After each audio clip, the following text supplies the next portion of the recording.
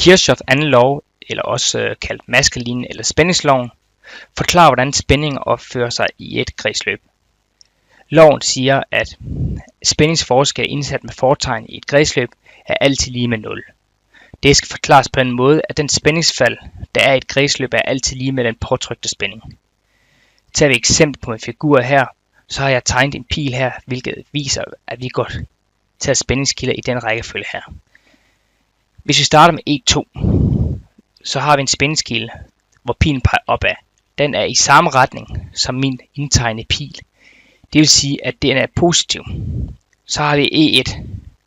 Den er ligeledes i samme retning som en pil her. Det vil sige, at den er også positiv. Så E1 plus E2.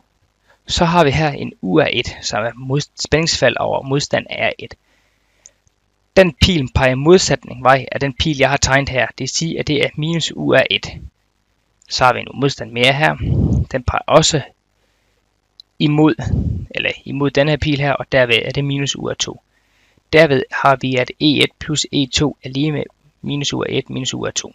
Altså, den påtrykte spænding er lige med den spændingsfald i kredsløbet.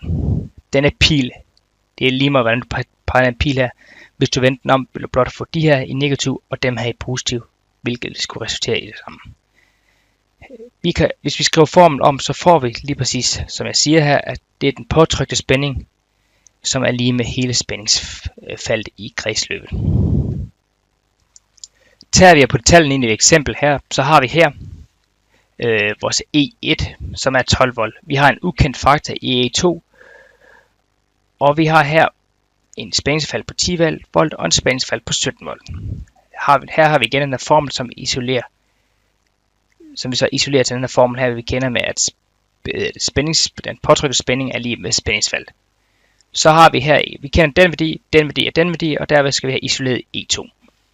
Vi isolerer E2 ved at sige minus E1, fordi vi flytter E2 eller E1 på modsat side af ligemedstegn, plus de to spændingsfald. Derved er E2 lige med minus 12 plus 10 plus 17 volt, som er lige med 15 volt.